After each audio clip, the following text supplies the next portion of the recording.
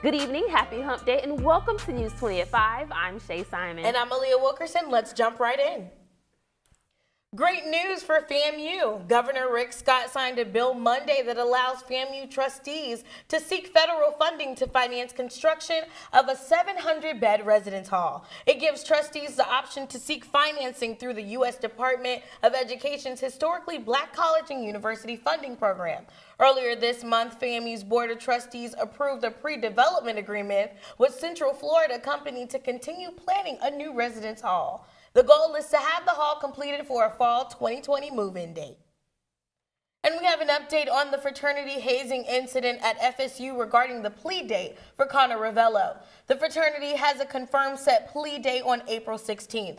His attorney would not disclose further details, but court documents say Ravello admitted to using someone else's ID, to purchase alcohol for Coffee and others. Pledge Andrew Coffey died of alcohol poisoning. 9 Pi Kappa Phi members are facing felony hazing charges, and we'll continue to keep you all updated as the story develops. The FAMU Center for Access and Student Success, better known as CAS, is designed to be a multi-purpose building, serving as a one-stop shop for programs like recruitment and enrollment management. That's right. Digital journalist Ashley Jackson joins us now live from the construction site to tell us more about the status of the building. Ashley, what can you tell us? Shay and Aaliyah, I'm here at Gaither Gym, which is right next to the construction site. And you can see behind me there, that's where the building is going to be at once it's built. But I spoke with Vice President, Associate Vice President of Facilities, and he says that they're all ready to build this building, but they were not funded enough to continue the construction. Now in 2019, they can reapply in order to continue the construction, but if they get the funding, they'll have to make some tweaks and changes to the construction schedule in order for that building to be up by fall 2020. We'll make sure to keep you updated on any more information that we get. Live at the Gaither Gymnasium, I'm Ashley Jackson. Back to you guys at the desk. Thank you for that, Ashley. I'm looking forward to that new building.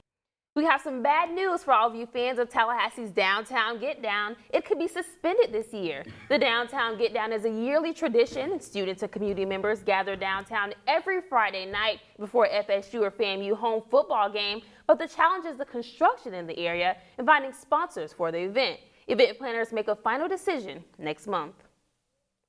The Leon County Sheriff's Office is seeking the public's help on finding a man the office reports is responsible for stealing electronics from Walmart. The man was captured on surveillance video stealing TVs and computers from the Walmart located on Mahan Drive.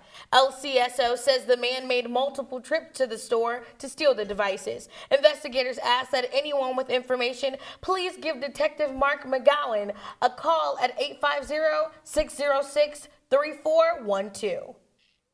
Governor Rick Scott recently signed the new Securing Florida's Future budget. The nearly $39 billion budget focuses on Florida's schools, and I found out just how this new budget will impact Leon County. Transportation and school safety received record funding in Florida's budget. Governor Rick Scott wasted little time in signing the $88.7 billion budget on Wednesday. Transportation infrastructure received a record $10.1 billion to keep up with Florida's growth and booming economy. The biggest investment in this year's budget was Florida schools. The budget provides $400 million to increase safety and security for students in school and also add more resources for mental health. Andrew Johnson with the County Legislative and Strategic Initiatives says the millions invested in school safety comes at the expense of local projects. The Parkland incident took a lot of the energy out of the room from the legislative session, and a lot of the funding that would normally go to local projects was redirected to the school safety initiatives. The Marjorie Stoneman Douglas High School Public Safety Act that receives the $400 million funds more school safe officers and aims to keep firearms out of the hands of mentally ill individuals. Students at Leon High School couldn't agree more. If more security, I think it'll help. Like you can find out if it's a dude carrying a gun on campus or something like that. You can be more secure. It's a good idea because, I mean, you don't want to be scared going to school. You ain't going to learn nothing. Despite the $64 million veto on local projects, Leon County can rest assured that those projects will be back next year. None of them made it through this time, but again, we'll go back again next session, and we'll continue to work with our delegation and bring back another list of projects next year. The budget will take effect July 1st. Governor Scott said his final budget as governor will continue to advance the priorities of Florida families for years to come and keep Florida's future strong. The Leon County Sheriff's Office is looking for a woman wanted for fraud charges. 22-year-old Daniel Nicole Dalton is wanted for dealing in stolen property and fraud for providing false owner information. Dalton is 5'7" and weighs approximately 125 pounds. Anyone with information is asked to call Leon County Sheriff's Office at 850-574-TIPS. Welcome back and thank you for staying tuned. I'm Shay Simon. And I'm Aaliyah Wilkerson. A bombing spree rattling people in Texas came to an explosive conclusion. Investigators say they tracked down a serial bombing suspect to a hotel outside of Austin. When the SWAT team approached, police say 24-year-old Anthony Condit barricaded himself in his vehicle. Since March 2nd, 5 package bombings killed 2 people and injured several others. Police say the suspect was skilled and made sophisticated devices, but what investigators don't know is why. President Donald Trump tweeted, "Austin bombing suspects is dead. Great job by law enforcement and all concerned." But investigators warn more bombs may be placed in the region. Another school shooting took place yesterday at a Maryland high school and left 2 students injured. The gunman responsible was a student at Great Mills High School and was reportedly in a relationship with one of his victims. Investigators have identified the gunman as 17-year-old Austin Rollins. The school's resource officer at the school shot Rollins after Rollins opened fire in a hallway just before classes started. The 16-year-old female victim has life-threatening injuries, while the 14-year-old male victim is in stable condition. The school resource officer was not injured, according to reports. CNN has also confirmed that this is the 16th school shooting this year in the United States. Good evening and happy hump day. I'm Angelicia Bruton. Let's plunge into Bruton's Brew. A chamber member threw tear gas inside of the parliament today in an attempt to prevent border agreements. The event occurred in the state of Kosovo, located in the middle of Serbia and Albania. According to authorities, the gas was released by a member of the opposing party. Authorities also say this tactic has been used previously to prevent voting. All the same, the agreement will be approved by Parliament tomorrow in spite of attempts for its prevention. The opposing party objects the deal because it claims it will wrongfully hand over 30 square miles of its territory. Pope Francis is urging the world to beware of fake news. The Pope has issued a statement saying that he condemns fake news and encourages journalists to seek the truth. Pope Francis said, "Fake news can be found in the book of Genesis when the crafty serpent lies to the woman and launches human sin." Vatican spokesperson George Burke said, "The message is to be careful about fake news and disinformation because it causes division." Spectators say the message is for President Trump, but the Pope spokesperson denies those claims. Sadly, today, the last male white rhino in the world has died. Sudan was 45 years old and being cared for by the conservation group Wild Aid in East Africa. Unfortunately, his species may become extinct. Only 2 female rhinos remain, so hopes for reproduction are slim to none. A member from the conservation group has described him as a gentle giant. In his last days, he was surrounded by armed guards to protect him from invaders. That's all I have for you today. Thanks for having a cup with me. Back to you all at the desk. Good evening and welcome to eLive. I'm MICKAELA Sherman with the latest in your entertainment news. R&B singer TREY is denying accusations of domestic violence. The singer, born Tremaine Alden Neverson, was arrested Monday morning for felony domestic violence. The LAPD says SONGZ is accused of hitting a woman during an altercation at a party last month. The 33-year-old is on a $50,000 bail and has a court appearance. He took to Twitter Monday to defend himself.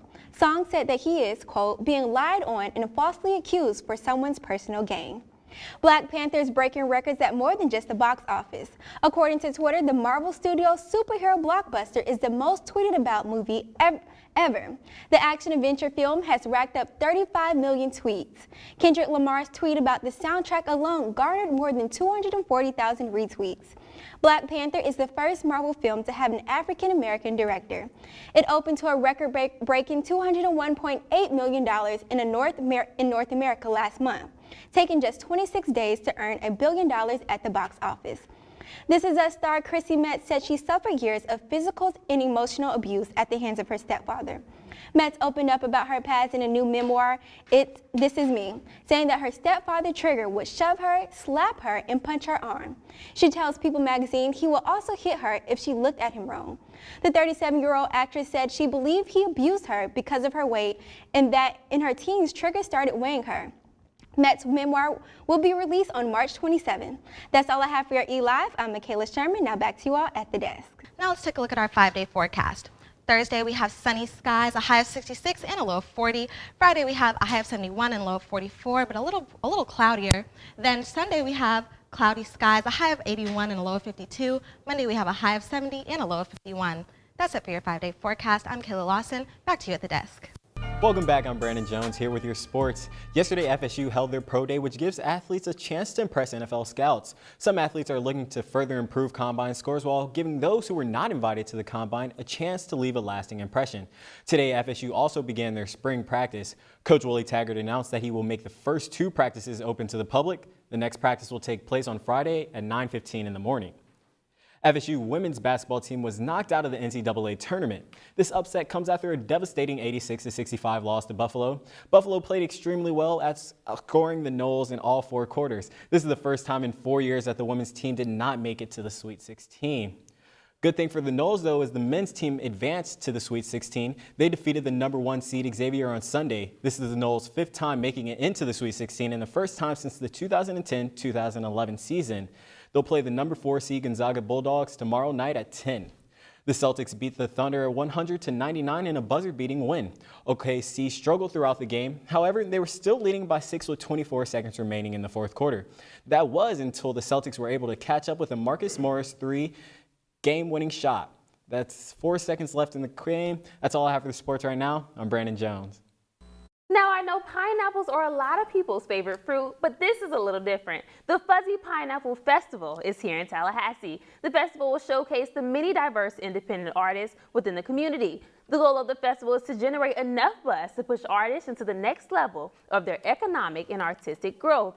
The festival will be held this Saturday at 1209 Paul Russell Road from 10 a.m. to 7 p.m. Well, that's going to do it for us tonight. For Kayla and Brandon, I'm Shay Simon. And I'm Aaliyah Wilkerson. Thanks for watching. And remember to also catch us on the FAMUonline.com for more news updates. When we are not broadcasting live, just click the TV tab. And that's going to do it for us. You guys have a great evening. We'll be back Friday. Enjoy the rest of your day.